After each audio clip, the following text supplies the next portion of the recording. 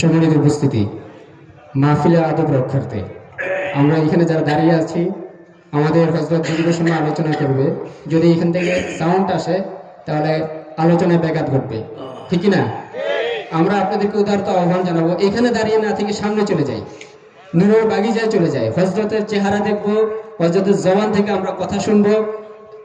এতে আমাদের ফায়দা হবে, আমাদের দিলে আসর হবে। হ্যাঁ, আমাদের জবানে, আমাদের দিলে হযরতের কথাগুলো গেঁথে যাবে। আমি আবারও আহ্বান জানাচ্ছি, ভাই দয়া করে এখান থেকে সবাই সরে যায়, সবাই সরে যায়। রাস্তার উপরে যারা আছে সবাই চলে যায়। হযরত অনেক ক্লান্ত করে আমাদের মাঝে এসে উপস্থিত হয়েছেন। সবাই চলে যায় ভাই, প্লিজ ভাই, সবাই চলে যায়। সবাই জায়গা করে দিই, সামনের দিকে অগ্রসর হয়ে বসে। আসসালামু আলাইকুম ওয়া রাহমাতুল্লাহি ওয়া বারাকাতুহু।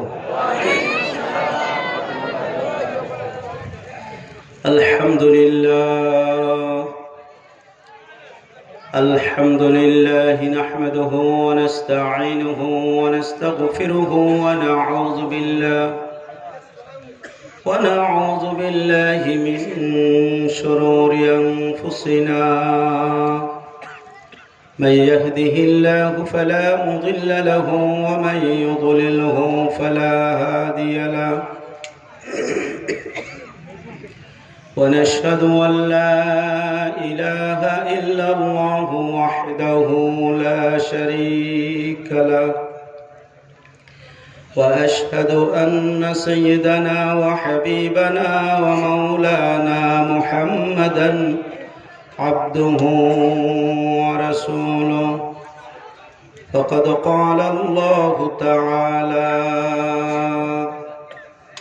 إن الله وملائكته يصلون على النبي يا أيها الذين آمنوا صلوا عليه وسلموا تسليما. محبة الشاطئ شواهد درود إبراهيم. اللهم صل على محمد وعلى آل محمد كما صليت على إبراهيم وعلى آل إبراهيم إنك حميد مجيد. اللهم بارك على محمد وعلى آل محمد كما باركت على إبراهيم وعلى آل إبراهيم إنك حميد مجيد. لا إله إلا الله، لا إله إلا الله، لا إله إلا الله، لا إله إلا الله، لا إله إلا الله، لا إله إلا الله، لا إله إلا الله، لا إله إلا الله، لا إله إلا الله، لا إله إلا الله، لا إله إلا الله، محمد رسول الله صلى الله عليه وسلم. সাউন্ড বক্সের সাউন্ড একটু বাড়ায় দাও। ইকরা ইসলামিয়া মাদ্রাসা কর্তৃক আয়োজিত ইসলামী মহাসম্মেলনের সম্মানিত সভাপতি, প্রধান অতিথি, বিশেষ অতিথিবৃন্দ, দিগার হজরত উলামায়ে কেরাম, বেরাদারান ইসলাম, অত্র এলাকার পর্দার আড়ালের সবন্নতা মা ও বোনেরা, মহান আল্লাহ সুবহানাহু ওয়া তাআলার দরবারে লাখ কোটি শুকর আদায় করছি, যিনি আমাদেরকে তারই পবিত্র কোরআনুল কারীমের আলোচনা শোনার জন্য এই সুন্দর পরিবেশে তথা বেহেশতের বাগানের ভিতরে আসার বসার তৌফিক আমাদেরকে দিলেন। এই জন্য মনিবের দরবারে কালিমত শুকর আদায় করে অন্তরের অন্তরস্থল থেকে খুশি হয়ে বলছি আলহামদুলিল্লাহ। মোহাব্বতের সাথে জোরে সরে বলুন আলহামদুলিল্লাহ। আল্লাহ পাক অত্যন্ত দয়া করে মায়া করে ভালোবেসে আমাদেরকে আসার তৌফিক দিলেন। আমাদের মতন কত মানুষ রাস্তায়, দোকানে, বাড়িতে, হাট বাজারে, শাস্টলের সামনে, আবার কেউ তো গুনার পরিবেশে লিপ্ত আছে। আল্লাহ পাক এদের মতন কপাল পোড়া হতবাগা না বানিয়ে কোরআনুল কারীমের মাহফিলের মেহমান হিসাবে আমাদেরকে কবুল করেছেন বিদায় আবারও চিৎকার মেরে বলছি আলহামদুলিল্লাহ। হুজুর সাল্লাল্লাহু আলাইহি ওয়াসাল্লাম বলছেন, তাদারুসুল ইলমি সাআতাম মিনাল লাইলি খায়রুম মিন ইহইয়াইহা। একটা মানুষ যদি এশার নামাজ পড়ে একবারে ফজরের পূর্ব মুহূর্ত পর্যন্ত সারা রাত দাঁড়িয়ে দাঁড়িয়ে নফল নামাজ পড়ল, আরেকটা লোক 10 মিনিট কোরআন এবং হাদিসের আলোচনা শুনল, আল্লাহ রাসূল বলছেন, যিনি 10 মিনিট আলোচনা শুনলেন তার আমল নামায় সারা রাত দাঁড়িয়ে দাঁড়িয়ে নফল নামাজ পড়ার চেয়েও বেশি সওয়াব উঠিয়ে দেওয়া হবে। কিছু কিছু আমল আছে অল্প আমলে সওয়াব বেশি পাওয়া যায়, আবার কিছু কিছু আমল আছে অনেক আমলে সওয়াব কম পাওয়া যায়। যেমন হুজুর সাল্লাল্লাহু আলাইহি ওয়াসাল্লাম বলছেন, কোনো মানুষ যদি মান তাফাক্কারা সাআতান ফি খালকিল্লাহ খায়রুম মিন ইবাদাতি 60 সানা। আল্লাহ রাসূল বলছেন, কোনো মানুষ যদি আল্লাহর সৃষ্টি নিয়ে, আল্লাহ হচ্ছেন স্রষ্টা, আর পৃথিবীতে যা কিছু আছে, আমরা যা কিছু দেখি যা কিছু দেখি না, সব আল্লাহ সৃষ্টি। ক্ষুদ্রতম একটা সৃষ্টি নিয়ে, ছোট্ট থেকে ছোট্ট একটা সৃষ্টি নিয়ে কোনো মানুষ যদি গবেষণা করে, চিন্তা করে, আল্লাহ এই জিনিসটা তুমি কেমনে বানাইলা, আল্লাহ রাসূল বলছেন, তুমি 5টা মিনিট যদি একটা সৃষ্টি নিয়ে চিন্তা করো, 60 বছর নফল ইবাদত করলে যত সওয়াব হবে এর চেয়েও বেশি সওয়াব আল্লাহ তোমার আমল নামায় উঠাই দিবে। কত বড় কথা! খায়রুন বলা হয়েছে, খায়রুম মিন ইবাদাতি 60 সানা। 60 বছর নফল নামাজ পড়া, 60 বছর কোরআন তেলাওয়াত করা, 60 বছর আমার আল্লাহ নামের জিকির করা কত কঠিন বিষয়। কিন্তু আপনি যদি 5টা মিনিট 10টা মিনিট যদি আল্লাহর সৃষ্টি নিয়ে একটু চিন্তা করেন, আল্লাহ এত বড় আসমান বানাইলা, সারা পৃথিবীতে কোথাও একটা খুঁটি নাই, আর এখানে ছোট্ট একটা সামিয়ানা বানাইছে, কমপক্ষে 20 থেকে 25টা খুঁটি হবে, ঠিক না? আরো বেশি হবে। তো এত খুঁটি দিয়া ছোট্ট একটা সামিয়ানা বানাইলো, এই সামিয়ানার জন্য খুঁটির প্রয়োজন হলো, অথচ সারা পৃথিবীতে আল্লাহ রাব্বুল আলামিন আসমান বানায় রাখলেন 7 সামাওয়াতিন তিবাকা।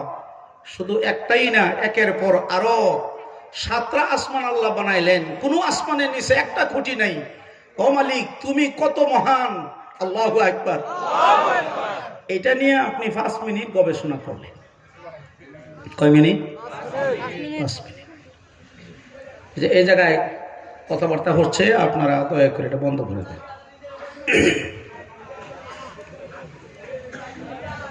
ভলান্টিয়ার বাহিনী, কাজ করতে হবে। আমার কণ্ঠ ভেঙে গেছে, লাগাতার বেশ কিছুদিন একটানা ওয়াজ করতেছি। আজকে আমি আসছি যশোর থেকে, যশোর মনিরামপুর। এর আগের দিন মাহফিল ছিল পাবনা, এর আগের দিন ছিল ইসলামপুর থানা, জামালপুর জেলা। 3 দিনের সফরে বের হয়ে আজকে মাগরিবের নামাজ পড়ছি বাসায় আইসা। তো এই সফরে 3 দিনের ভিতরে আমি একটু ক্লান্ত হয়ে গেছি। 3 দিনের ভিতরে গোসল করার টাইম পাই নাই। কখনো কখনো দুপুরের খাবার খাইছি, যেমন কালকা খাবার খাইছি দুপুরের খাবার মাগরিবের আধা ঘন্টা আগে। এই জন্যই আল্লাহ রাসূল বলছেন 3টা লোকের দোয়া কবুল হয়। একটা হলো মুসাফিরের দোয়া, আরেকজন হলো মাজলুম ব্যক্তির দোয়া, আরেকজন হচ্ছেন মা এবং বাবার দোয়া। সুবহানাল্লাহ। মুসাফিরের দোয়া কবুল হওয়ার কারণ কি? কারণ হলো ওই যে জোহরের খাবার মাগরিবের আগে খাওয়া লাগে, গোসলের কোনো খবর নাই, 3 ঘন্টা আগে পেশাবে ধরছে, আমার লাগে বাড়ায় বাস থামাইব, এই পেশাব করণ লাগে 3.5 ঘন্টা পরে। আর বাসায় থাকলে যখন ধরে তখন ওই করণ যায়, ঠিক না? এই জন্য এই যে কষ্টটা, এই কষ্ট করার কারণে আল্লাহ রাব্বুল আলামিন তার জন্য কিছু অফার দিছে। 1 নম্বর অফারটা হলো তুমি জোহরের 4 রাকাত ফরজ নামাজ না পড়া তুমি পড়বা মাত্র 2 রাকাত, আমি আল্লাহ তোমার আমল নামায় 4 রাকাত পড়ার সমান সওয়াব উঠাই দিব। আর আগে যে 4 রাকাত আছে সুন্নত, পরের 2 রাকাত সুন্নত নফল, এইগুলি ঐচ্ছিক বিষয় হয়ে যায়। তুমি পড়লে পড়ো, না পড়লে নাই, না পড়লেও সুন্নত, সুন্নত না পড়লেও সুন্নতের সওয়াব আল্লাহ তোমার আমল নামে উঠাই দিবেন, বঞ্চিত করা হবে না। এরপরে আবার আরেকটা বড় ধরনের একটা অফার আছে, এটা হলো আল্লাহ রাসূল বলছেন যতদিন তুমি মুসাফির হালতে থাকবা, রাত দিন 24 ঘন্টার ভিতরে যে কোনো সময় তুমি আল্লাহর কাছে একটু দোয়া করবা, তোমার দোয়া বিনা পর্দায় 7ম আসমানের উপরে আল্লাহর আরশ পর্যন্ত পৌঁছে যাবে। 3 জনের দোয়া বিনা পর্দায় আল্লাহর আরশ পর্যন্ত পৌঁছে। এর মধ্যে একজন হলো মুসাফিরের দোয়া, আরেকজন হচ্ছে মাজলুম ব্যক্তির দোয়া, অত্যাচারিত, আরেকজন হচ্ছেন মা এবং বাবার দোয়া। তো যাই হোক, এটা আমার বিষয়বস্তু না। তো আমি আপনাদের কাছে দোয়া চাই, আল্লাহ পাক যেন আমার কণ্ঠস্বর ভালো করে দেন। আমরা সবাই বলে আমিন। কিছু কথা, দিনের কথা, আমলের কথা, সহি সহি দিনের কথা, কোরআন এবং হাদিস থেকে যেন আলোচনা করতে পারি। আল্লাহ যেন আমাকে তৌফিক দেন। আমরা সবাই বলে আল্লাহুম্মা আমিন। কি সমস্যা কি? এরকম হলে তো কথা বলা যাবে না। আরে এনো লাঠি লাগবো, লাঠি মোটা মোটা লাঠি লাগবে। একটা লাঠি নিয়ে দাঁড়ান, দেখবেন সব শয়তান গেছে গা, হয়তো পিছনে যাইব না তো সামনে যাইব, ঠিক না? আমি যখন ছোট্ট ছিলাম, আমার মনে আছে বয়স হবে 8 বছর বা 9 বছর, তখন শিবপুর থানার সবচেয়ে বড় একজন আলেম মাওলানা মোহাম্মদ আলী সাহেব, নরসিংদী জেলার, উনি ওয়াজ করতেছেন, আমরা বৈশা, আমি তখন হাফ প্যান্ট পরি, 7-8 বছর 9 বছর বয়স। কথাটা মনে আছে, আজকে মনে পড়ে গেছে। তো এইরকম বাচ্চা ফলাফানে ডিস্টার্ব করতেছে, বাচ্চাদের কথার কারণে হুজুর আর ওয়াজ করতে পারে না। এক পর্যায়ে হুজুর রাগ হইয়া বলছে, এগুলি যদি মরে তো জারের তলে এইগুলি আপনারা দাফন করেন না, কবর দেন না, কারণ রাত উঠটা এগুলি করুল ভেঙে লাগবে। বুঝছেন আপনি কথা? জারের নিচে এগুলির কবর দেন না, যার বাস আছে না, যার বাস, এইটার নিচে কবর দেন না, দিলে এই যে ছোট ছোট করুল উঠে যায়, এটার কি কয় আপনারা? করুল না, বাঁশের করুল। হ্যাঁ, নতুন নতুন যে উঠে, রাত্রের অন্ধকারে 12টার পরে এইগুলি কবরতে উঠটা করুল ভেঙে লাগবে। হুজুর এই কথাটা আর আগে বলছে আর কি, তা আমার এখন মনে হয়ে গেছে গায়ে এইগুলির এই শয়তানি দেখে। ছোট্ট বাচ্চারা, লাঠি ছাড়া বিকল্প কোনো হেদায়েত নাই এই বাচ্চাদের জন্য। লাঠি দেখাইবেন, দেখবেন হয়তো পিছনে যাবো গা, না তো সামনে যাবো। তো এই জন্য এক ভলান্টিয়ার বাহিনী আপনি এই দৃষ্টি রাখবেন যেন ডিস্টার্ব না হয়। যে কথাটা বলতেছিলাম ভাইও, আমি এখানে আসছি কথা বলবো, এই যে সময়টুকুন আমি কথা বলবো, আমি যেন ইখলাসের সাথে কিছু কথা বলতে পারি। আমরা যারা শুনবো, আমরা আমলের নিয়তে শুনবো, যেই কয়েকটা কথাই শুনবো আমলের নিয়তে শুনবো। যদি ইখলাসের সাথে আমলের নিয়তে আপনি কথা শুনতে পারেন আর আমি বলতে পারি, আল্লাহ রাসূল বলছেন, আখলিস দীনাকা ইয়াকফিকাল আমালুল কলিল। কিয়ামতের ময়দানে গিয়ে দেখবে তোমার বিশাল বড় বড় আমল কোনো কাজে লাগে নাই, ছোট্ট একটা আমল তুমি আল্লাহকে খুশি করার জন্য করছিলাম, এই আমলটুকুন আল্লাহর দরবারে খুব পছন্দ হয়ে গেছে, এটাকে কেন্দ্র করে আল্লাহ তোমার অতীতের জিন্দেগির সব গুনাহ মাফ করে তোমার জান্নাত দিয়ে দিছে। অতএব বড় আমল না, ছোট্ট আমল, এটাও নাজাতের জন্য একটা ওসিলা হয়ে যাবে যদি এই আমলটা ইখলাসের সাথে করা হয়। কিসের সাথে? ইখলাসের সাথে। ইখলাসটা কি জিনিস? ইখলাসটা হলো যে আমল একমাত্র আল্লাহকে খুশি করার জন্য করা হয়। কাকে খুশি করার জন্য? আল্লাহকে খুশি করার জন্য করা হয়। এটা হলো ইখলাস। এই জিনিসটা বোঝানোর জন্য আমি অনেক জায়গায় একটা উদাহরণ দিয়ে থাকি। খাজা মঈনুদ্দিন চিশতি রহমাতুল্লাহি আলাইহি, ওনার বয়স যখন 23 বছর। কয় বছর? 23 বছর। তো ওনার পীর সাহেবের নাম ছিল খাজা ওসমান হারুনি। উনি একদিন এশার নামাজ পড়া দাঁড়াইয়া বলতেছেন, হে মুসল্লি ভাইরা, একটা কাজ করো। কয় কি?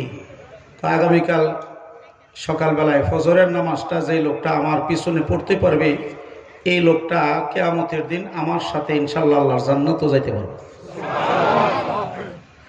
এক ঘোষণা দিয়ে দিছি। ঘোষণা দেওয়ার পর পাবলিক মহা খুশি। ওইটা তো সহজ আমল রে। সকালবেলায় হুজুরের পিছনে আইসা খালি একটা কইরা সূরা কেরাত পড়ন লাগতো না, যা পড়বো হুজুরই পড়বো। আমরা শুধু খালি ফজরের নামাজটা পড়বো আর হুজুরের সাথে আল্লাহ জান্নাতে চলে যাব। কিছুক্ষণ পরে হুজুর আবার একটা কথা বলছে যে আমি যে ঘোষণাটা দিলাম, এই ঘোষণাটা যদি একজন আরেকজনকে জানায় দেয়, যে জানায় দিব হ্যাঁ কিন্তু দোজখে যাইব। হ্যাঁ কই যাইব? দোজখে যাইব। যারে জানাইব ওই লোকটা তো এসে নামাজ পড়বো, নামাজ পড়লে হ্যাঁ বেহেশতে যাব। লাগছে না ফেস? এখন এইখানে এশার নামাজে যে বাবা আসছিল, বাবা চিন্তা করছে, আরে হুজুরের আগেরটাই তো ভালো ছিল, আমার 3টা ফলাফান আছে যুবক, আমি চাইছিলাম এই 3টারে ফজর নামাজ পড়াইয়া বাপ বেটা 4 জন একবারে ব্যস্ত দিতাম না। আর এখন হুজুরের দ্বিতীয়বার যে ঘোষণাটা দিল, আমি যদি আমার 3টা ছেলেকে দাওয়াত দেই তো তারা 3 জন যাবো বেহেশত আর আমি একা যাবো দোজখে। এখন কে যায়? চায় নিজে দোজখে গিয়ে আরেকজনে বেহেশত নিত। ঠিক না? এটা তো আমরা হারে হারে টের পাইছি 6 মাস আগে করোনার সময়। টের পাইছি না? বাবা মারা গেছে, হাসপাতাল থেকে ছেলের কাছে মোবাইল করছি, তোমার বাবা মারা গেছে করোনায়, তুমি অ্যাম্বুলেন্স তো আমাদের এখানে রেডি আছে, তুমি শুধু আইসা তোমার বাবাকে নিয়ে যাও। স্পষ্ট ভাষায় বলে দিয়েছে সন্তান এবং তার মা, সন্তানের মা মানে এই বেড়ার বউ বলে দিছে, আমাদের এই লাশের কোনো দরকার নাই, জানাজারও দরকার নাই, আপনারা কই দিবেন জানাজা, কেমনে কি করবেন করে না। ওই সিনে ঘটনা হ্যাঁ অনেক। আল্লাহর আলিম খাজা ওসমান হারুনি রহমাতুল্লাহি আলাইহি ঘোষণা দেওয়ার পরে সবাই মনটা একটু অন্যরকম হয়ে গেছে। অনেকের চেহারা মলিন হয়ে গেছে। ভাবতেছি আমি আসছি, আমার বাবা বৃদ্ধ বাবা আসে নাই, ভাবছিলাম ফজরের নামাজ যদি আমার বাবাকে নিয়ে মসজিদে আসতে পারি, বাবা এবং আমি দুজনে মিলে আল্লাহর জান্নাতে যেতে পারবো। কিন্তু হুজুরের দ্বিতীয় ঘোষণা শোনার কারণে একজন আরেকজনকে দাওয়াত দেয় নাই। দাওয়াত না দিয়া তারা ঘুমিয়ে গেছে। কিন্তু সকাল বেলায় আল্লাহর ওলি খাজা ওসমান হারুনি উনি ফজরের নামাজ পড়ার জন্য যখন মসজিদে আসবেন, মসজিদের পাশে এসে দেখেন কমপক্ষে 10 থেকে 12,000 মুসল্লির সমাগম হয়ে গেছে। ফজরের টাইমে যেখানে 20 থেকে 30 জন সর্বোচ্চ 100 জন মুসল্লির সমাগম হয়, উপস্থিত হয়, ওই জায়গায় 10 থেকে 12,000 মুসল্লি যা ঈদের জমাতেও হয় না। হুজুরের বুঝার বাকি রইল না, আমার ঘোষণাটা গোপন রয় নাই, হয়তোবা কেউ কেউ এইটা প্রচার করে দিয়েছেন, যার কারণে এলাকার সমস্ত মুসলমানেরা আসছে ফজরের নামাজ পড়ার জন্য। আল্লাহর ওলি খাজা ওসমান হারুনি বহু কষ্ট করে মসজিদের ভিতরে প্রবেশ করলেন। মসজিদের ভিতরে ঢুকলেন, নামাজ পড়াইলেন, ইমামতি করলেন, সালাম ফেরায়া উনি দাঁড়াইলেন। দাঁড়ায়া বলতেছে, ও ভাইরা, আমি তো গত রাত্রে এলান করেছিলাম যারা আমার পিছনে ফজরের নামাজ পড়বে তারা আমার সাথে আল্লাহর জান্নাতে যাবে। কিন্তু দ্বিতীয়বার যে ঘোষণা দিয়েছিলাম যে লোকটা এই খবর প্রচার করে দিবে সে কিন্তু আল্লাহর জাহান্নামে যাবে, এটা কি তোমাদের মনে নাই? হ্যাঁ হুজুর মনে আছে। মনে আছে, এই জন্য ইতি বাবাকে দাওয়াত দেই নাই। বাবা বলতেছে, হুজুর মনে আছে দেখেই তো আমার সন্তানকে দাওয়াত দেই নাই। যদি সন্তানকে দাওয়াত দিই সন্তান আল্লাহর জান্নাতে যাবে, আমি একা মাওলার জাহান্নামে যাব। এই জন্য সন্তানকে দাওয়াত দেই নাই। সন্তান বলতেছে আমি জাহান্নামে যাব, এই জন্য আমার বাবাকে দাওয়াত দেই নাই, ভাইকে দাওয়াত দেই নাই। আল্লাহর ওলি বললেন, তাহলে এত হাজার হাজার মানুষের সমাগম কিভাবে হলো? সব মানুষ চুপ। আল্লাহর ওলি এবার ঘোষণা করে দিলেন, যারা দাওয়াত দিয়েছো তারা দাঁড়ায় থাকো, আর যারা দাওয়াত না দিয়া ঘুমাইছিল তারা বসে থাকো। সব মানুষ বসে গেছে। একটা যুবক 22-23 বছরের যুবক এক কোণারে দাঁড়ায় রয়েছে, মাথাটা নিচের দিকে দিয়া। আল্লাহর ওলি খাজা উসমান হারুনি তাকায় দেখতেছেন। এই যুবক তো আর কেহ নয়, এই যুবক হলো খাজা মঈনুদ্দিন চিশতি। ও খাজা মঈনুদ্দিন চিশতি, তাহলে তুমি কি গত রাত্রে দাওয়াত দিয়েছো? হ্যাঁ হুজুর, গত রাত্রে আমি ঘুমাই নাই, আমার বিছানার মধ্যে আমার পিঠটা আমি লাগাই নাই, সারাটা রাত বাতি নিয়ে মানুষের দুয়ারে দুয়ারে গিয়ে আমি ফজরের নামাজের দাওয়াত দিয়েছি। কেন রে যুবক, তুমি কেন দাওয়াত দিয়েছ? তোমার ভিতরে কি জাহান্নামের আগুনের ভয় নাই? তোমার ভিতরে কি জাহান্নামের আগুনের ভয় নাই? তুমি কেমনে থাকবা জাহান্নামে? দাওয়াত দেওয়ার কারণে সমস্ত মুসলমানেরা আল্লাহ জান্নাতে যাবে, আর তুমি একা আল্লাহর জাহান্নামে যাবে। তোমার ভিতরে কি আল্লাহর ভয় নাই? খাজা মঈনুদ্দিন চিশতি রহমাতুল্লাহি আলাইহি বলেন, হুজুর, ওগো আল্লাহর ওলি খাজা উসমান হারুনি, আমি তো জাহান্নামের আগুনের ভয়ে এক রাকাত নামাজ আমার জিন্দেগিতে কোনোদিন পড়ি নাই। জান্নাতের লোভেও নামাজ পড়ি না, জাহান্নামের আগুনের ভয়েও নামাজ পড়ি না। জাহান্নামের ভয়ে আমি কোনোদিন আল্লাহর ইবাদত করি না। আমি গত রাত্রে শুয়েছিলাম ঘুমানোর জন্য, চিন্তায় পড়ে গেলাম আমি কি করব, দাওয়াত দিব না না দিব, দিব না না দিব। সর্বশেষ আমি চিন্তা করতে লাগলাম, সিদ্ধান্ত নিলাম আমি দাওয়াত দেওয়ার কারণে আমি একা না হয় মাওলার জাহান্নামে যাব, কিন্তু আমার দাওয়াত দেওয়ার কারণে আমার এলাকার হাজার হাজার পথভ্রষ্ট মানুষগুলো তো আল্লাহর জান্নাতে যেতে পারবে। আমার একার কারণে হাজার হাজার পথভ্রষ্ট মানুষ আল্লাহর জান্নাতে যাবে, এর বিনিময়ে আমি একা না হয় মাওলার জাহান্নামে যাব। আর হুজুর আপনি জেনে রাখেন, জাহান্নামের আগুনের ভয়ে আমি কোনোদিন মাওলার ইবাদত করি না।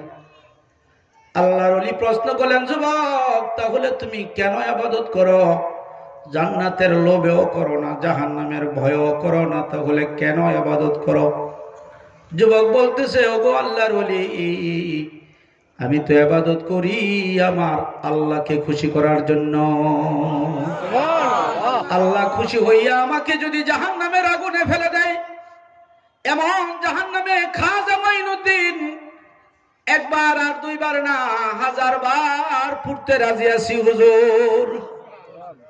আর আমার আল্লাহ যদি বেজার হইয়া যায়, আমার আল্লাহ বেজার হইয়া আমাকে যদি জান্নাতের ভিতরে ঢুকায় দেয়, আমি অমন জান্নাতে যাইতে আমি রাজি না। আমি ইবাদত করি একমাত্র আমার মাওলারে খুশি করার জন্য। ইন্না সলাতি ওয়া নুসুকি ওয়া মাহইয়ায়া ওয়া মামাতি লিল্লাহি রাব্বিল আলামিন। আমরা যে নামাজ পড়ি, আমরা যে রোজা রাখি, আমরা যে কুরবানি দেই, এখন যে বসে আছি আরামের ঘুম আরাম করে দিয়া, বসে বসে কোরআনের আলোচনা শুনতেছি, চিল্লায় বলেন তো কারে খুশি করার জন্য? এইটার নাম হইল বাবা এখলাস। খাজা উসমান হারুনি আবেগের চোটে তিনি কান্নায় ভেঙে পড়লেন, খুশির চোটে কান্নাকাটি করতেছেন, ডাক দিয়ে বলতেছেন, ও খাজা মঈনুদ্দিন আয় আয় আমার পাশে আয়। আমি তো এই জিনিসটা জানার জন্যই গত রাত্রে জান্নাতের এলানটা দিয়েছিলাম। আসলে রে যুবক, আমি কি জান্নাতে যাব না আমি মাওলার জাহান্নামে যাব, এটা তো আমার চিন্তায় আমি মরি। আমি মানুষকে কেমনে জান্নাতে নিব? আমি মানুষদেরকে জান্নাতের এলান দিলাম এই জন্য দেখি কোন মানুষটা জাহান্নামের আগুনের ভয়ে ইবাদত করে, কোন মানুষটা জান্নাতের লোভে ইবাদত করে, কোন মানুষটা আমার মাওলারে খুশি করার জন্য ইবাদত করে। এই জিনিসটা জানার জন্যই গত রাত্রে জান্নাতের এলান দিয়েছিলাম। ও খাজা মঈনুদ্দিন, এখন আমি হারে হারে টের পাইলাম আমার এলাকার হাজার হাজার মানুষ, সব মানুষ জাহান্নামের আগুনের ভয়ে নামাজ পড়ে, জান্নাতের লোভে নামাজ পড়ে। একমাত্র তুমি আছো বাবা আমার মাওলারে খুশি করার জন্য ইবাদত করো। আমি তো বুড়া হয়ে গেছি, কোন সময় জানি আজরাইল আইসা আমার রূহটা কব্জ করে নিয়ে যায়। আমি বৃদ্ধ হয়ে গেছি, আমার খেলাফতের দায়িত্বটা আমি কাকে দিয়ে যাব তালাশ করতেছিলাম। এখন তালাশ করতে গিয়া এই এলাকার ভিতরে আমি তোমারই পাইলাম। তুমি একমাত্র আমার আল্লাহকে খুশি করার জন্য ইবাদত করো। বাবারে, এই জিনিসটার নামই হইল এখলাস। এখলাসওয়ালা আমল অল্প যদি হয় আল্লাহর দরবারে এই ছোট্ট আমল কবুল হয়ে যায়। এখলাস বিহীন আমল বড় যদি হয় আকারে অনেক বড়, কিন্তু আল্লাহর দরবারে তা কবুল হবে না। আল্লাহর ওলি খুব খুশি হইয়া বললেন, যুবক, বয়স যদিও তোমার কম, কিন্তু দেখলাম তুমি একাই শুধু আল্লাহকে খুশি করার জন্য ইবাদত করো ইখলাসের সাথে। অতএব এই মুহূর্তে আমি আমার খেলাফতের দায়িত্ব তোমাকে দিয়ে দিলাম। আল্লাহু আকবার।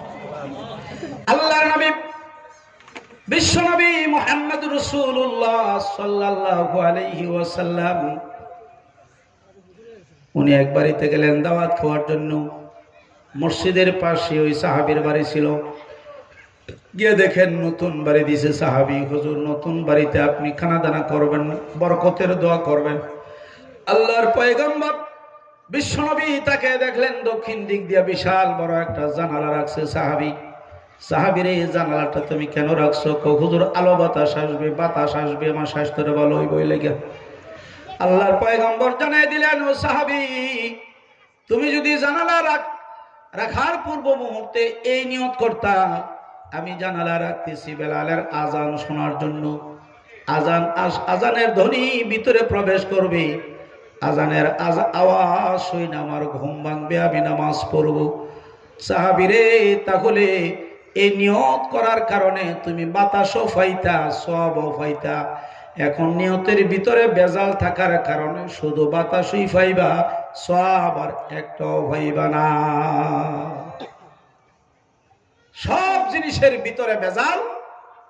বর্তমানে আমরা যা দেখতেছি যে কুরবানি দেই, ফেসবুকের মধ্যে ছেড়ে দেয় 5,55,000 টাকা দা গরু কিনছে, ফেসবুকও ছেড়ে দেয়, তাই না? এটা কেন দেয়? মানুষ দেখো যে সবাই 1 লক্ষ 2 লক্ষ টাকা দিয়ে দিছে, আর আমি দিছি 5 লক্ষ 5.5 লাখ টাকা দিয়ে। মোটা তাজা বিশাল বড় গরু দিল। নিয়তের ভিতরে যদি বেজাল থাকে, ও ভাই, একটা সওয়াব পাওয়া যাবে না। আর একটা লোক ছোট্ট একটা বকরি আইনা জব করে দিছি, তার ভিতরে ইখলাস হলো, রব্বুল আলামিন, আমি তো গরিব মানুষ, ও মালিক, ছোট্ট একটা বকরি আনলাম, জব করলাম, তোমারে খুশি করার জন্য এটা কোরবানি দিলাম। বিশ্ব নবী বলছেন, তাহলে এই লোকটা এই যে বকরিটার পা থেকে শুরু করে মাথা পর্যন্ত সারাটা দেহের ভিতরে যতগুলি পশম আছে রে ভাই, যতগুলি লোম আছে, প্রত্যেকটা পশমের বিনিময়ে একটা করে সওয়াব যিনি কুরবানি দাতা তার আমলনামায় আল্লাহ উঠাইয়া দিবে। গোশত আল্লাহ লয়ে যাবো গা। হ্যাঁ, নিয়ত সহি থাকার কারণে যতগুলি পশম ততগুলি সব ফেরেশতা বান্দার আমলনামায় উঠাই দিল। আবার বান্দা গোশত পাইল, ঠিক কিনা জোরে এখন? গোশত পাইল, সওয়াবও পাইল। কিন্তু যেই বান্দা 5.5 লক্ষ টাকা দিয়া কুরবানির পশু ক্রয় করলো, নিয়তের ভিতরে ভেজাল থাকার কারণে শুধু গোশতই পাইল, সওয়াব থেকে বান্দা বঞ্চিত হয়ে গেল। এই জন্য আল্লাহ রাসূল বলেন, আখলিস দীনাকা ইয়াকফিকাল আমালুল কলিল। তুমি যদি অল্প আমল করো আল্লাহকে খুশি করার জন্য ইখলাসের সাথে, কিয়ামতের ময়দানে গিয়ে দেখবা নাজাতের জন্য এই ছোট্ট আমলটুকুন যথেষ্ট হয়ে গেছে। সুবহানাল্লাহ। কাজী ভাইও, আমরা যা করব কাকে খুশি করার জন্য? আল্লাহকে খুশি করার জন্য। অন্য কোনো উদ্দেশ্যের জন্য দিলের ভিতরে না ঢুকে, তাহলে আমাদের প্রত্যেকটা ইবাদত কিয়ামতের ময়দানে গিয়ে পাওয়া যাবে। না হয় হাবিতাত আমালুহুম, সমস্ত আমল নিষ্ফল হয়ে যাবে, একটাও পাওয়া যাবে না। আর আপনি যখন ইবাদত বন্দেগী শুরু করবেন, ভালো করে শুনেন, যখন আপনি আল্লাহর হুকুম মানা শুরু করবেন, আলেম ওলামাদের আলোচনা শোনার পরে মন দিল আপনার নরম হয়ে গেছে, আরে জীবন ভর শুধু গুনাহই করলাম, হ্যাঁ নামাজ তো পড়লাম না, ঈদের নামাজ সারা জীবন তো জমার নামাজও গেছি না, তো হুজুরের বয়ান শোনার পরে আমার দিল নরম হয়ে গেছে, বুঝলাম যে 5 ওয়াক্ত নামাজ পড়ার দরকার, দাড়িটাও রাখার দরকার, সুন্নতের আমল করার দরকার, রাসূলের শাফায়াত পেতে হলে রাসূলের অনুকরণ করতে হবে। এইগুলি যখন বুঝলেন, আপনি আমল শুরু করে দিলেন। যেমন অনেকে চরমনায় গিয়া 3 দিন ওইখানে আখিরাতের বয়ান শুইনা দাড়িও রাখে, টুপিও মাথায় দেয়, পাগড়িও একটা দেয়, লম্বা জামাটাও রেডিমেড কিনে আনে, ঠিক কিনা জোরে? কত সুর বদমাইশ ভালো হয়ে গেল। রিক্সা চালক রিক্সা চালায় কিন্তু পাগড়ি মাথা থেকে খোলে না, ঠিক না? কথা কি সত্য না মিথ্যা? সত্য। তাহলে আল্লাহর ভয় তার দিলের ভিতরে তৈরি হয়ে গেল। কার ভয় ঢুকছে? আল্লাহর ভয় যখন দিলের ভিতরে তৈরি হয়ে যায়, তখন মানুষ অটোমেটিক ভালো হয়ে যায়। আলহামদুলিল্লাহ। কাজী ভাইও, আমরা যত আমলই করব, যত কিছুই করব, আল্লাহকে খুশি করার জন্য যদি করতে পারি, তাহলে আল্লাহ খুশি হয়ে আমাদেরকে কি দিবেন? জান্নাত দিবেন। তবে জান্নাত দেওয়ার আগে সূরাতুল বাকারার ভিতরে একটা ঘোষণা আছে, ওয়ালানাবলুওয়ান্নাকুম বিশাইইম মিনাল খাউফি ওয়াল জু'i ওয়া নাকসিম মিনাল আমওয়ালি ওয়াল আনফুসি ওয়াস সামারাত ওয়া বাশশিরিস সাবিরিন আল্লাযীনা ইযা আসাবাতুহুম মুসিবাহ قالوا إنا لله وإنا إليه راجعون আসনা নাই আর জোরে কোন আসনা নাই আল্লাহ রাব্বুল আলামিন বলেন, নবী আপনি আপনার উম্মতদেরকে জানায়া দেন, যখনই সে দাড়ি রাখবে, যখনই পাগড়ি মাথায় দিয়ে রিক্সা চালাবে, যখনই সে সুন্নতের আমল শুরু করবে, যখন সে 5 ওয়াক্ত নামাজ পড়া শুরু করবে, যুবক ভাইরা ভালো করে শোনো, যখন তুমি আল্লাহর হুকুম মানা শুরু করে দিলা, রাসূলের সুন্নতের আমল করা শুরু করে দিলা, তো তোমার জন্য খুশির সংবাদ হলো, আল্লাহ বলেন এই লোকগুলোর জন্যই তো আমি আল্লাহ সুন্দর জান্নাত বানায়া রাখছি। তবে জান্নাত এত দামি জান্নাত আমার বান্দাকে দিব, দেওয়ার আগে আমি আল্লাহ তাকে একটু ঈমানের পরীক্ষা করব, একটু টেস্ট করব। টেস্ট করার পরে, পরীক্ষা করার পরে বান্দা যদি পরীক্ষায় উত্তীর্ণ হতে পারে, তাহলে ওয়াবাশশিরিস সাবিরিন, ধৈর্যশীলদের হলো জান্নাতের সুসংবাদ। আলহামদুলিল্লাহ। ও যুবক ভাই, তুমি যখন নামাজ শুরু করলাম, সুন্নতের দাড়িটাও রাখলা, টুপিটা মাথায় দিয়া ডিউটি শুরু করলাম, হঠাৎ করে দেখলা তোমার চাকরি চলে গেছে। এদিক দিয়া মোবাইল আসলো, তোমার স্ত্রী অসুস্থ হইয়া বর্তমানে হাসপাতালে আছে, তোমার ছেলে পা ভেঙে গেছে, বিভিন্ন রকমের পরীক্ষা মহান আল্লাহ রাব্বুল আলামিন তোমাকে করবেন। তুমি যদি সত্যিকারের আল্লাহর বান্দা হয়ে থাকো, তুমি যদি আল্লাহর ভয় দিলের ভিতরে পয়দা করে থাকো, তাহলে তোমার জবান দিয়া তখন বের হবে খাইরিহি ওয়া শাররিহি মিনাল্লাহি তাআলা। মাওলার এই ভালো মন্দ যা কিছু হয় সব তোমার পক্ষ থেকেই হয়। আমার স্ত্রী অসুস্থ, হাসপাতালে আমি ধৈর্য ধারণ করলাম। আমার চাকরি চলে গেছে, আমি ধৈর্য ধারণ করলাম, কিন্তু নামাজ ছাড়বো না। আমার ছেলের পা ভেঙে গেছে, নামাজ ছাড়বো না মাওলা। নামাজ যে ধরছি, দাড়ি যে রাখছি, সুন্নতের আমল শুরু করছি। ও মালিক, তুমি যে আমার পরীক্ষা করতেছো, পরীক্ষা করো। আমি ধৈর্য ধারণ করলাম। আল্লাহ বলে, নবী, এই লোকটাকে আপনি জান্নাতের সুসংবাদ দিয়ে দেন। আবার কিছু লোক এলাকায় আছে, যখন তার চাকরিটা চলে যায়, ছেলের পা ভেঙে গেল, স্ত্রী অসুস্থ হয়ে গেল, তখন সে রাগের সুরে বলতে থাকে, হায় রে কপাল রে, আমি 5 ওয়াক্ত নামাজ পড়ি, দাঁড়িয়েও রাখছি, সুন্নতের আমল করি, যত মুসিবত সব খালি আমার। আমার স্বাস্থ্য ভাই ঈদের নামাজও যায় না, জুমার নামাজও পড়ে না, হ্যাঁ কিচ্ছু হয় না, যা নামাজ পড়তাম। আসেনি এরকম? আসেনি? হ্যাঁ, নামাজই পড়লাম না, ছেড়ে দিলাম। পরীক্ষায় পাস করলো না ফেল করলো? এই বাহিরে ভলান্টিয়ার বাহিনী, আমি কয়বার বলবো ওয়াজের মাঝখান দিয়া, 2 জন ছেলে যদি লাঠি নিয়ে দাঁড়াও, তাহলে এখানে ওয়াজ করা সম্ভব হবে। ছোট বাচ্চারা তো বুঝে না, তারা এরকম করবে, ঠিক না ভাই? তারা কি আমাদের মতন বুঝে? বুঝে না। এদেরকে বুঝাইতে হবে না। চাপ দিব কই? গরমের ভিতরে চাপ দিলে একজন আরেকজনের উপরে পড়বো। সবাই আরামে বসা আছে, আমি চাই না এই লোকগুলির কষ্ট হোক, আমি চাই না। তারপরেও উনি যেহেতু বলছেন, যাদের সামনে 1 বিঘত জায়গা খালি আছে, আপনি সামনে আগায় বসেন, সুন্নত তরিকায় বসার চেষ্টা করেন, একটু জিকির করেন, লা ইলাহা ইল্লাল্লাহ, লা ইলাহা ইল্লাল্লাহ। আরো জোরে, লা ইলাহা ইল্লাল্লাহ, লা ইলাহা ইল্লাল্লাহ, লা ইলাহা ইল্লাল্লাহ, লা ইলাহা ইল্লাল্লাহ, লা ইলাহা ইল্লাল্লাহ, লা ইলাহা ইল্লাল্লাহ, লা ইলাহা ইল্লাল্লাহ, ইল্লাল্লাহ, লা ইলাহা ইল্লাল্লাহ, লা ইলাহা ইল্লাল্লাহ, মুহাম্মাদুর রাসূলুল্লাহ সাল্লাল্লাহু আলাইহি ওয়াসাল্লাম। মুসিবত যখন আসবে, তখন এটাকে আপনি কি মনে করবেন? পরীক্ষা। আর একই মুসিবত যদি বেনামাজির উপরে আয়া পড়ে, বুঝেন নাই?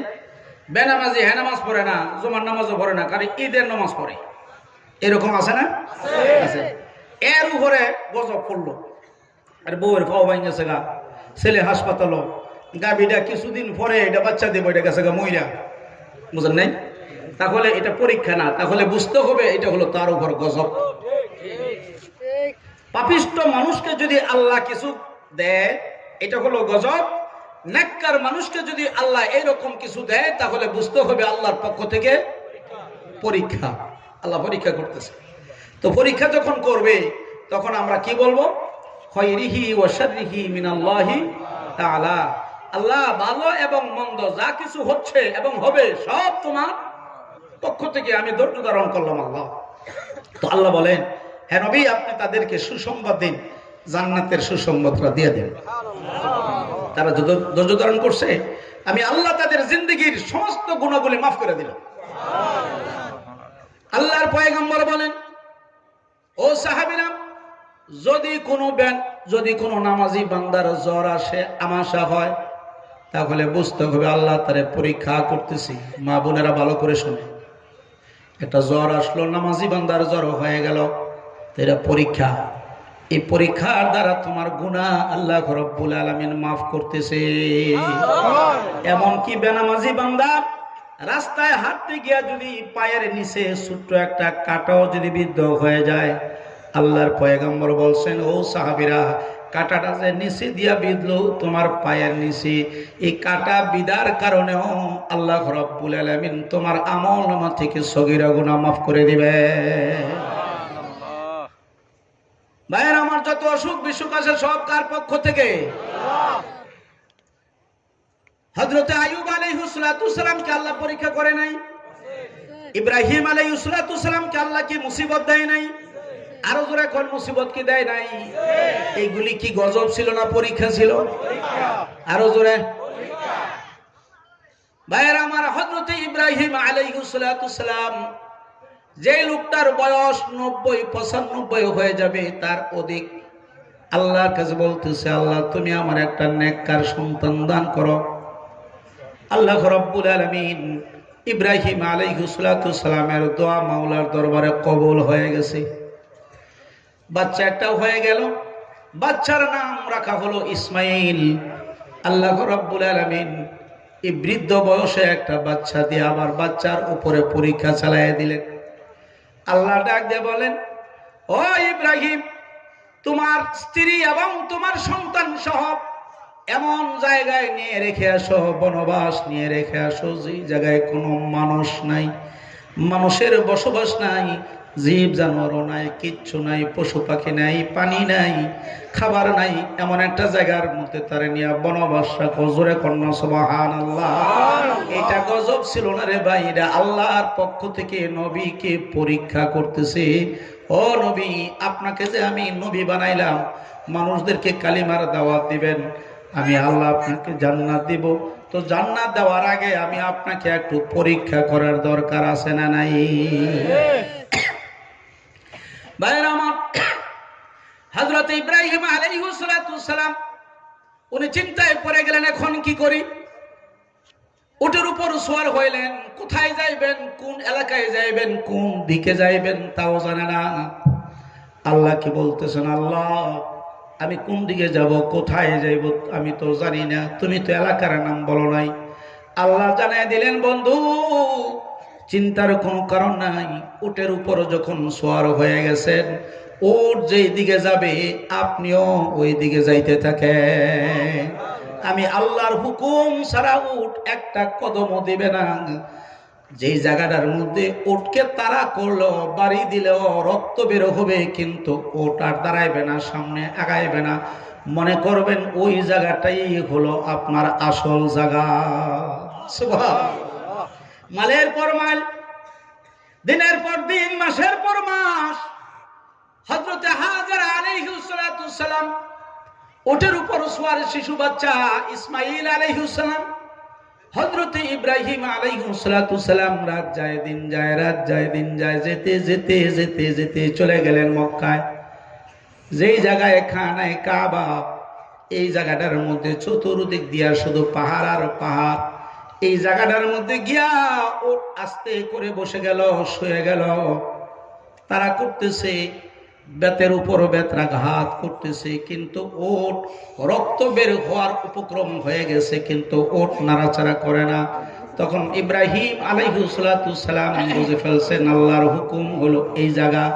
অতএব হাজেরা আলাইহিস সালামকে এবং ইসমাইল শিশু বাচ্চাকে এই জায়গায় রেখে চতুর্দিকে তাকায় দেখেন, শুধু শুধু আপনার পাথরের তৈরি করা আপনার পাহাড় আর পাহাড়, পাহাড় আর পাহাড়, বালু আর বালু, আর কিচ্ছু দেখা যায় না। একটা বৃক্ষলতাও নাই, কোনো মানুষ নাই, জীব জানোয়ার নাই, পশু পাখি নাই, পানির কোনো ব্যবস্থা নাই, খাবারের কোনো ব্যবস্থা নাই।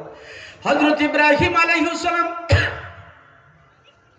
আল্লাহর পয়গম্বর নিজের সন্তান আর স্ত্রীকে রেখে উটের উপর সওয়ার হইয়া আবার যখন তারা করতেছে, উট যেই দিক থেকে আসতেছিল এসেছিল ওই দিকে আবার ব্যাক করতেছে, ওই দিকে যাইতেছে।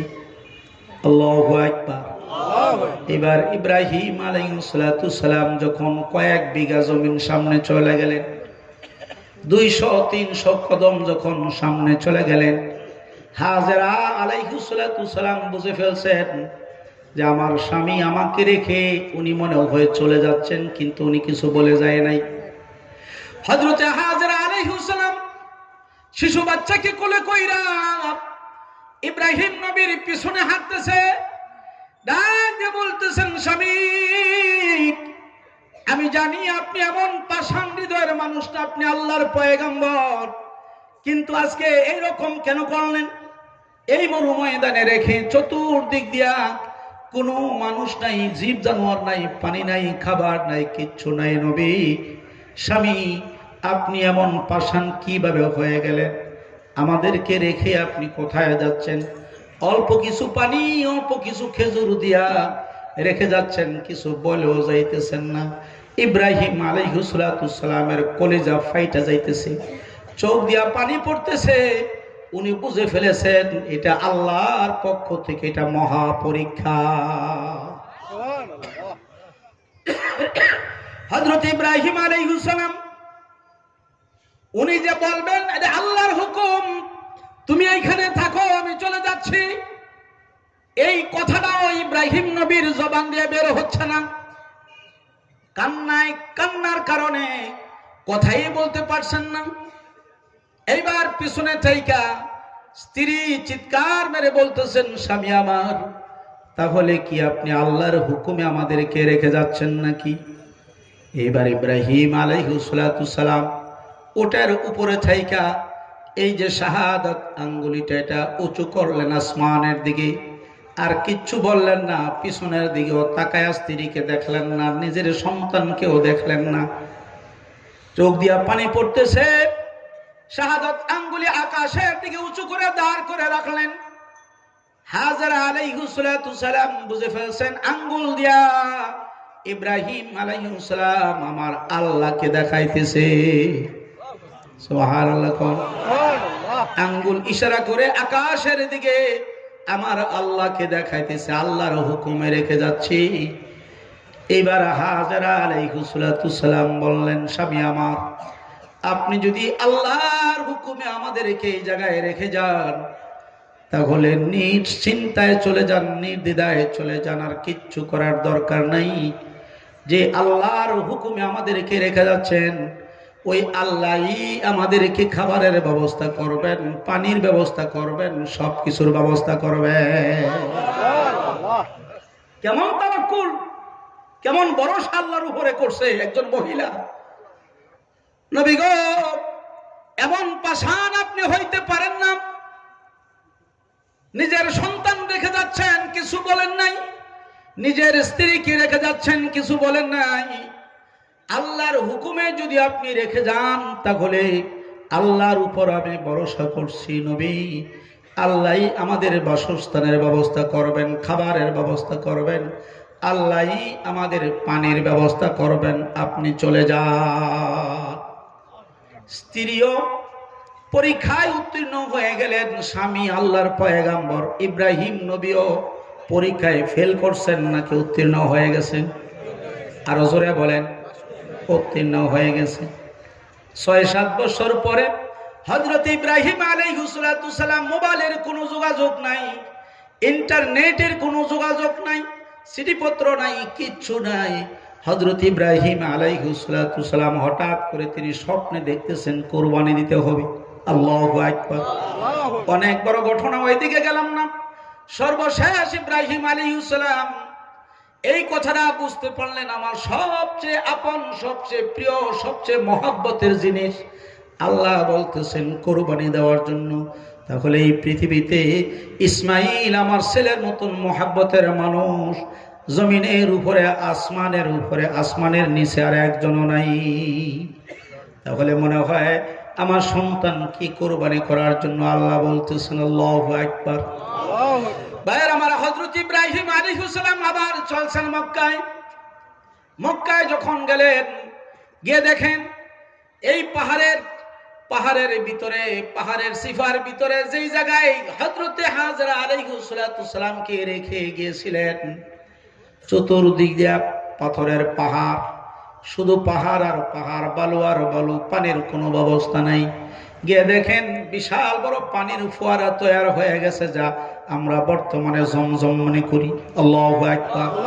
আর হাজেরা আলাইহিস সালাম পুরা কূপের মালিক হচ্ছেন হযরতে হাজেরা। চতুর্দিক দিয়া বাড়িঘর হয়ে গেছে, মানুষ চলাফেরা করে, ছোট্ট বাচ্চাগুলো খেলাধুলা করে। ইব্রাহিম আলাইহিস সালাম গিয়া কোথায় ওনার বাড়ি, যেই ঘরের ভিতরে ওনার স্ত্রী থাকে উনি তো জানে না, ওনার সন্তানকে দেখলেও উনি চিনবে না। ছোট্ট বাচ্চা রেখে গেছেন। অন্যান্য বাচ্চারা যে খেলাধুলা করতেছেন তাদের কাছে জিজ্ঞাসা করলেন, তোমাদের সাথে ইসমাইল নামে কোনো বাচ্চা খেলাধুলা করেনি? হ্যাঁ, ইসমাইল নামে ফুটফুটে চেহারা, চাঁদের মতন সুন্দর একটা বাচ্চা প্রত্যেক দিন আমাদের সাথে খেলাধুলা করে। তার বাবা নাই, তার মা আছে। জোরে কন্যা সুবহানাল্লাহ। তার বাবা নাই, তার মা আছে। ইব্রাহিম পয়গম্বর বুঝার বাকি রয় নাই, ওই ইসমাইল আমার কলিজা টুকরা সন্তান ইসমাইল। আল্লাহু আকবার। কোথায় থাকে, কোথায় ঘর, আমাকে একটু নিয়ে যাও। যখন ঘরটা দেখায় দেওয়া হলো, হযরত ইব্রাহিম আলাইহিস সালাম ঘরের দরজায় দাঁড়ায়া যখন সালাম দিলেন, আসসালামু আলাইকুম ইয়া আহলাল বাইত, কণ্ঠ সই নাই, ভিতর থেকে জবাব আসছে, ওয়া আলাইকুমুস সালাম ইয়া ইব্রাহিম খলিলুল্লাহ। এতদিন পরে কি আপনার মনে হইল আমাদের কথা কিভাবে আসি, কিভাবে খাই, কোথায় থাকি? কোনো খবর টবর নাই, কোনো খবর নিলেন না। এতদিন পরে আপনি আসছেন, আলহামদুলিল্লাহ। ঘরের ভিতরে প্রবেশ করুন। নিজের সন্তানকে কোলে জড়ায় ধরলেন, চুমু খাইলেন। কিন্তু মনের কথা মনই রইল। আল্লাহ যে বলছেন নিজের সন্তানকে দইরা তুমি জব করো, আমি আল্লাহর হুকুম, তোমার সন্তান জব করতে হবে। ভাই, এটা ইব্রাহিম আলাইহিস সালামের উপর গজব ছিল না, এটা ছিল একটা মহা পরীক্ষা। ঠিক কিনা জোরে? এটার নাম কি? পরীক্ষা। হযরত ইব্রাহিম আলাইহিস সালাম কয়েকদিন রইলেন। থাকার পরে একদিন বললেন, স্ত্রী আমার, তাকে সুন্দর করে সাবান দিয়া ধুইয়া দৌত কইরা গোসল দিয়া সুন্দর কাপড় পরে আমার কাছে দাও। আমি একটু মালিকের বাড়িতে যাব। মালিক মানি আমার আল্লাহ। সুবহানাল্লাহ। কোন মালিক? স্পষ্ট করে বলে নাই, আমি আমার মালিকের দরবারে যাব আমার ছেলেকে নিয়া। আমি এক জায়গায় বেড়াইতে যাইব, তুমি তাকে গোসল দিয়া সুন্দর কাপড় পরাইয়া দিয়া দাও। মা তো সুন্দর করে গোসল দিয়া সুন্দর কাপড় পরাইয়া ইসমাইল আলাইহিস সালামকে বাবার সাথে দিয়ে দিছি। এবার হেঁটে হেঁটে হেঁটে হেঁটে চলে গেলেন মিনায়। মক্কা থেকে মিনায় যাইতে প্রায় 1 ঘন্টার কিছু কম সময় লাগে হেঁটে হেঁটে যদি যান। এখন তো গুহা আছে, গুহার ভিতর দিয়ে আমরা অনেক সময় হেঁটে গেছি এবং আসছি। ওই মিনার কাছাকাছি যখন গেলেন, যাওয়ার সাথে সাথে শয়তান মানুষের সুরত আকৃতি ধারণ কইরা ইসমাইলের কানে কানে বলতেছে, কোথায় যাও? তোমার বাবার ব্যাগের ভিতরে রশি আছে, আবার ছুরিও আছে। অল্প কিছু দূর গিয়া তোমার বাবা তোমার গলার মধ্যে ছুরি চালাইয়া দিবে। এই ছেলেটা দৌড়ে গেছে বাবার কাছে গিয়া বলতেছে, বাবা, একটা মুরব্বী মানুষ আমাকে বলতেছে তুমি নাকি আমাকে জব করবা। ইব্রাহিম আলাইহিস সালাম বুঝে ফেলছেন এই জায়গায় তো আর কেহ নাই, এই জায়গায় তাকে তো ফেরেশতাও আইসা এই সংবাদ দিবে না। এটা গোপন তথ্য আমার আল্লাহ জানে আর আমি জানি। অবশ্যই এটা শয়তান, তুমি পাথর মারো। তো পাথর মারা হলো।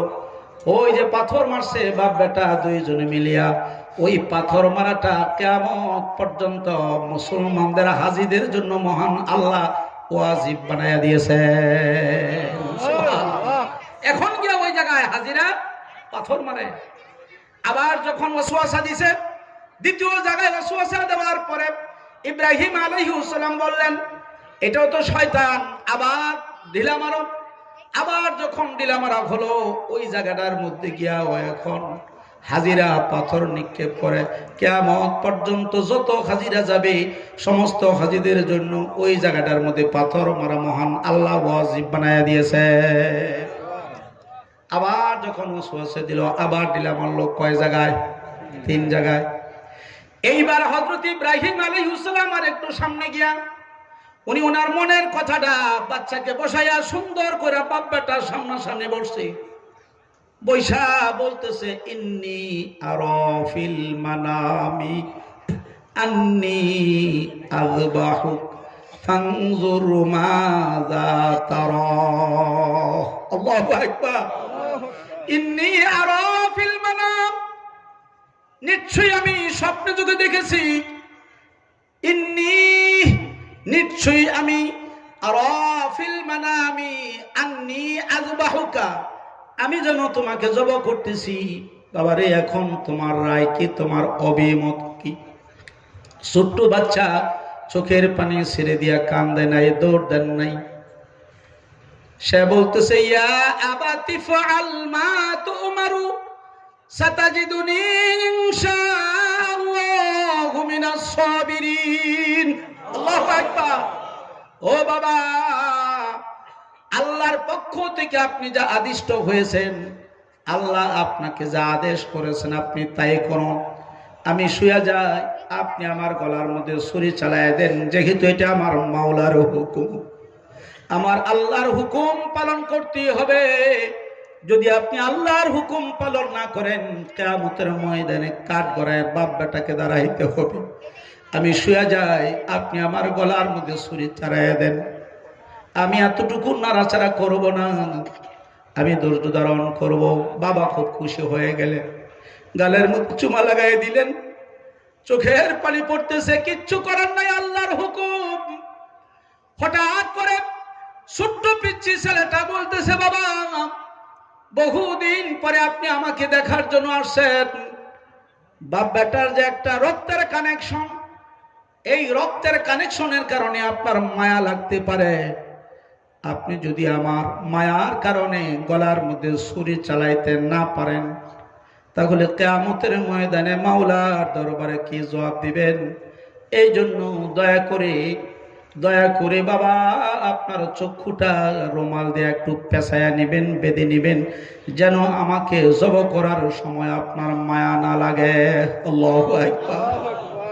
আরেকটা কথা হলো, আপনি যখন আমাকে জবাহ করবেন বাবা, যদি মৃত্যুর যন্ত্রণা আমি ছটফট করি, আমার পা এবং হাত দিয়া যদি আপনার শরীরের মধ্যে লাগে বাবা, তাহলে তো বেয়াদবি হয়ে যাবে।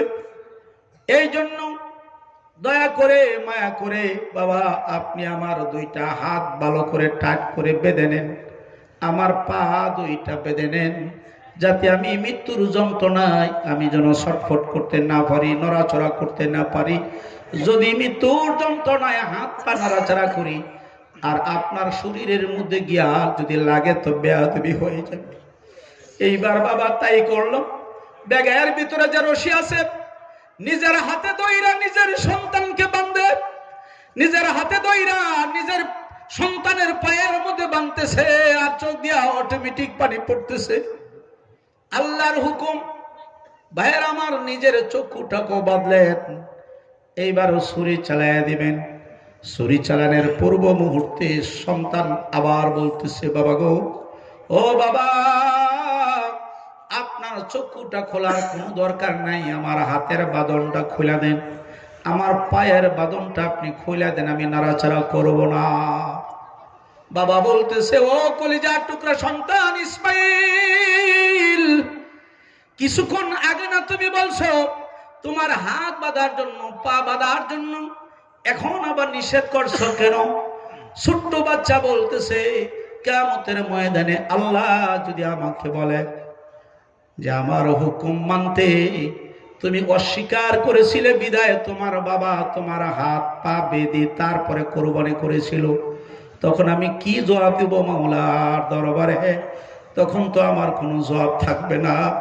বাবা, এই জন্য আমার হাতের বাঁধন খুলে ফেলেন, আমার পায়ের বাঁধন খুলে ফেলেন, আমি নাড়াচাড়া করব না, আল্লাহ যেন কিয়ামতের ময়দানে আমাকে কোনো প্রশ্ন করতে না পারে। আল্লাহু আকবার। ভাইয়েরা আমার, হযরত ইব্রাহিম আলাইহিস সালাম তাই করলেন। হযরত ইব্রাহিম আলাইহিস সালাম, আল্লাহ রাব্বুল আলামিন ওনাকে পরীক্ষা করতেছেন। আসলে কি সন্তান জবাহ করার উদ্দেশ্য ছিল? না না না, পরীক্ষা করার উদ্দেশ্য ছিল। ইব্রাহিম আলাইহিস সালাম এই যে জবাহ করার জন্য কাট কইরা গারের মধ্যে দইরা, কাদের মধ্যে দইরা, সন্তানকে কাট কইরা এবার জমিনের মধ্যে শোয়াই দিছে। আল্লাহু আকবার।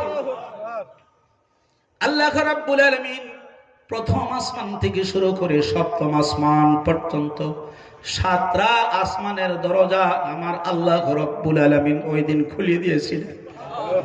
আসমানের ফেরেশতা তাকায় দেখে আর কান্দে, আল্লাহ ও মালিক, ইব্রাহিম পয়গম্বর বুড়া বয়সে একটা বাচ্চা হয়েছে, নিজের বাচ্চা নিজে হাতে দইরা এখন জবাই করতেছে, তুমি কেমনে সহ্য করবো? ও মাওলা, তুমি কেমনে সহ্য করো আল্লাহ, আমরা তো কিচ্ছু বুঝি না। এইবার যখন হযরত ইব্রাহিম আলাইহিস সালাম কাট করে শোয়া ছুরিটা লাগাইবে, ঠিক এই মুহূর্তে আল্লাহ রাব্বুল আলামিন ডাক দিয়ে বলেন, ও জিব্রাইল, জিব্রাইল জান্নাত থেকে একটা দুম্বা নিয়ে যাও। দুম্বাটা নিয়া ইসমাইলকে সরাইয়া ইসমাইলের জায়গায় দুম্বাটা তুমি দইরা রাখো। ইব্রাহিম আলাইহিস সালাম ছেলে মনে কইরা দুম্বাটা যেন জব কইরা দেয়। সুবহানাল্লাহ। ছেলেটাকে দাঁড় করে রাখবা, দুম্বাটা ছেলের জায়গায় শোয়া দিবা। হযরত জিব্রাইল আমিন বলেন, সপ্তম আসমানের দরজা খোলা, সপ্তম আসমানের উপরে সিদরাতুল মুনতাহা, যেখানে আমি থাকি সেখানে থাইকা তাকায় দেখি ইব্রাহিম আলাইহিস সালামের হাতের মধ্যে ছুরি। আমি কিভাবে যাই?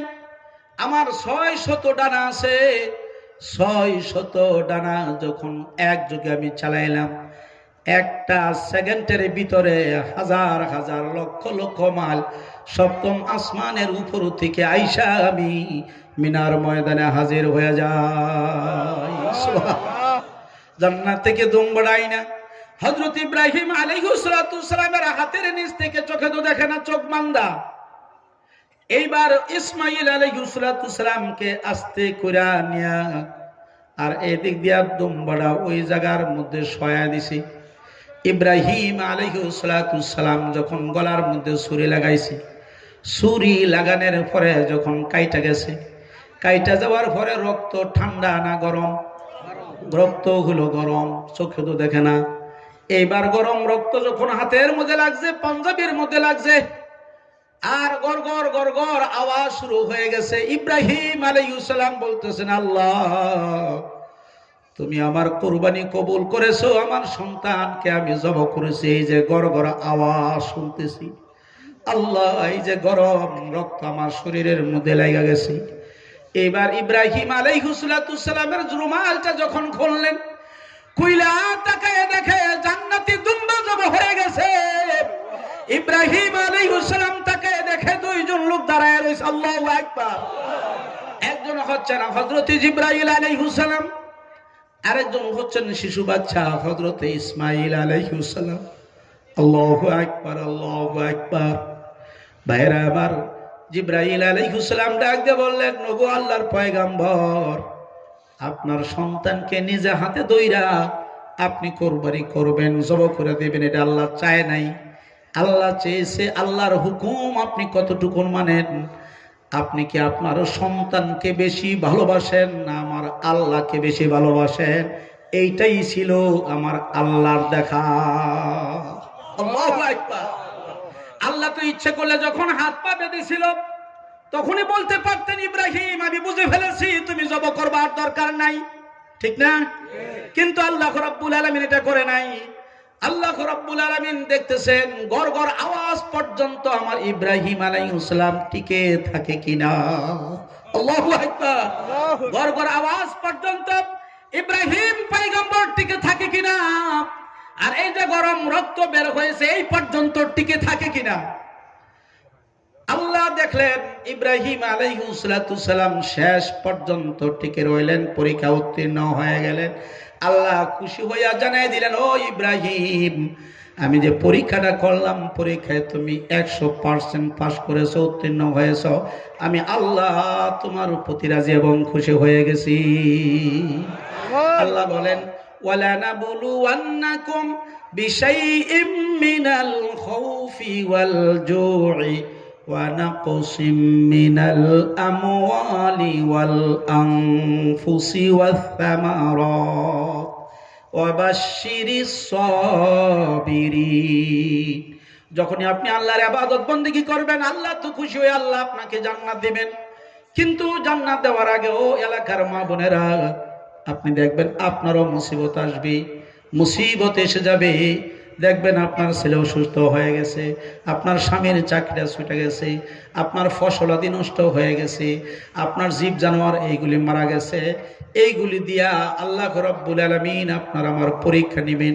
পরীক্ষায় যদি বান্দা উত্তীর্ণ হতে পারে, আল্লাহ বলেন অবাশশিরিস সাবিরিন, ধৈর্যশীলদের জন্য হলো জান্নাতের সুসংবাদ। সুবহানাল্লাহ।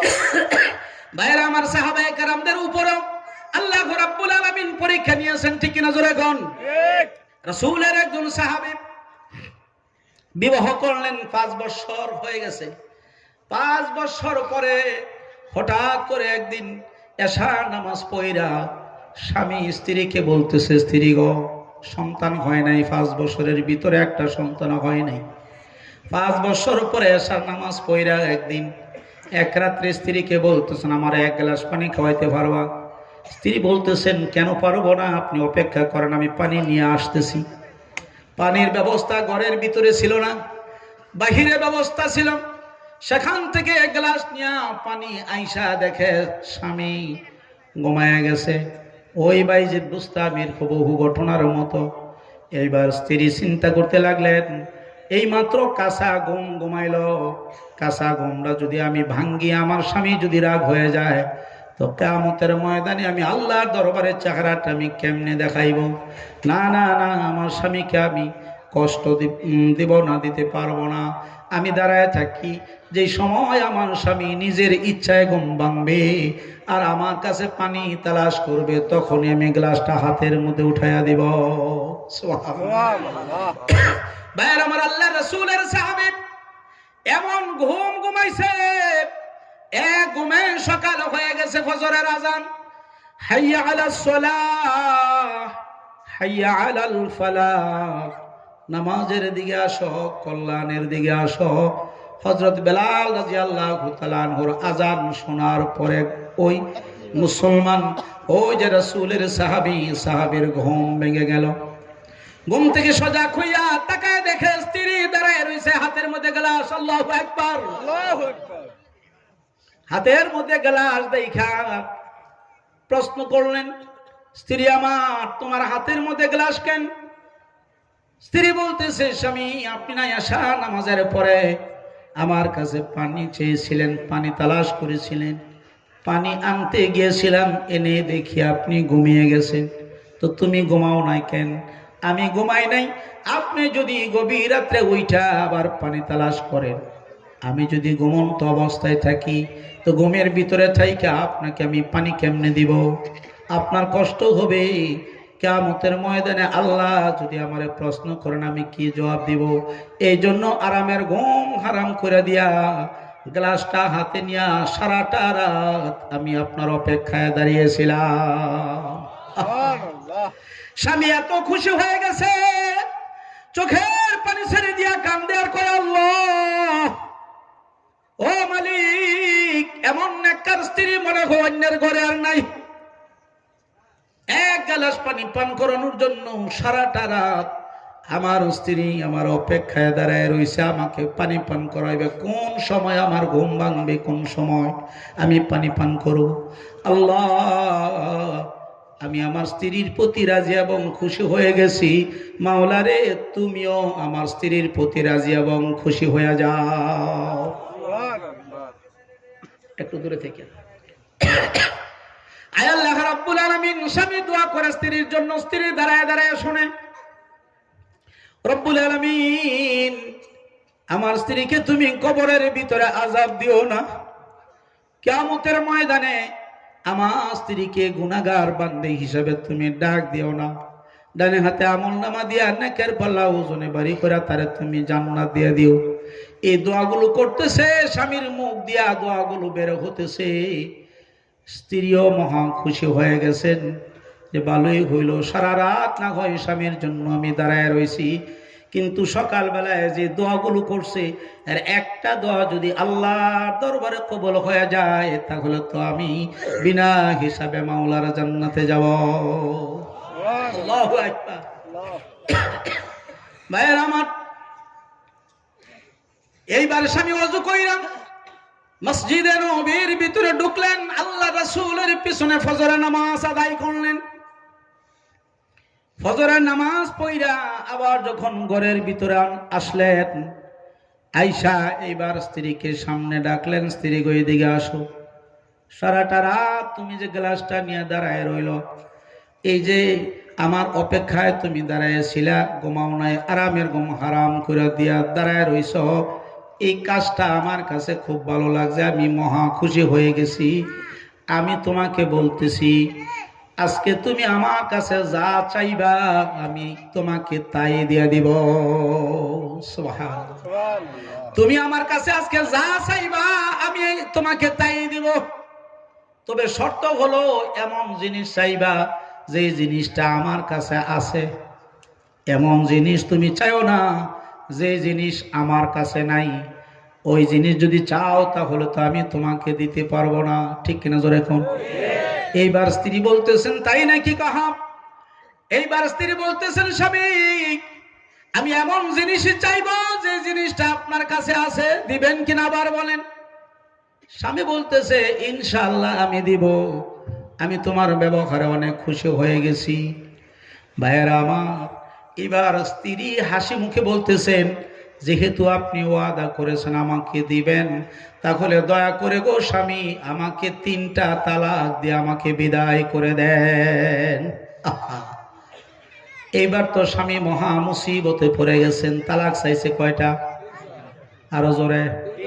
3 তালাক দেওয়ার পরে কি স্ত্রী থাকার অধিকার আসেনি? আর স্বামীর কাছে কয়টা তালাক আছে? 3টা তালাকের মালিক স্বামী। ঠিক না? এখন স্বামী চিন্তায় পড়ে গেছেন, আমি কি তালাক দিব? তালাক যদি দেই তাহলে স্ত্রী হারাইব, আর তালাক যদি না দেই মুনাফিকের খাতার মধ্যে আমার নাম উঠিয়া যাবে। ঠিক কিনা জোরে কোন? ইযা হাদাসা কাযাবা ওয়া ইযা ওয়াআদা আখলাফা ওয়া ইযা আতুমিনা খানা। মুত্তাফাকুন আলাই। বুখারী এবং মুসলিম শরীফ হাদিস আছে, আল্লাহর পয়গম্বর বলেছেন, ও সাহাবীরা, মুনাফিকের আলামত হলো 3টা। ইযা হাদাসা কাযাবা, কথা যখন বলবে তখন মিথ্যা কথা বলবে, এটা মুনাফিকের 1 নম্বর আলামত। ওয়া ইযা ওয়াআদা আখলাফা, ওয়াদা কইরা খেলাফ করবে, ওয়াদা অনুযায়ী কাজ করবে না, এটা হলো 2 নম্বর আলামত। ওয়া ইযা তুমিনা খানা, আমানত রাখলে আমানতের খেয়ানত করবে, এটা হলো মুনাফিকের 3 নম্বর আলামত। 3টা থেকে একটাও যদি কোনো মানুষের ভিতরে পাওয়া যায়, এই লোকটা হলো মুনাফিক। আর আল্লাহ কোরআন শরীফ বলেন, ইন্নাল মুনাফিকিনা ফিদ দারকিল আসফালি মিনান নার। মুনাফিকদের জায়গা হলো জাহান্নামের একেবারে তলদেশে। নাউজুবিল্লাহ। জোরে বলে, আরো জোরে বলে নাউজুবিল্লাহ। জাহান্নামের তলদেশ বলতে আপনি আর আমি কি বুঝি? আসরের নামাজ পড়ে আল্লাহর পয়গম্বর বিশ্বনবী মুহাম্মদুর রাসূলুল্লাহ সাল্লাল্লাহু আলাইহি ওয়াসাল্লাম সাহাবায়ে কেরামদেরকে নিয়ে একটু পরামর্শ করতেছেন। হঠাৎ করে বিকট একটা আওয়াজ হয়ে গেল। কিসের আওয়াজ? নবী গো, এটা কিসের আওয়াজ? এত বড় আওয়াজ তো জীবনও শুনি নাই। রাসূল না গুফতা, তা না গুফতা জিবরাইল, জিবরাইল হারগাজ না গুফতা, তা না গুফতা রব্বুল জলিল।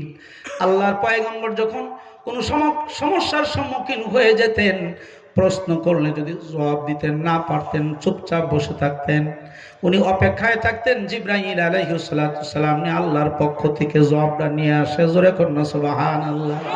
সাহাবায়ে কেরাম প্রশ্ন করেন, ওগো নবী, এই যে বিশাল আওয়াজ একটা শুনলাম, এটা কিসের আওয়াজ?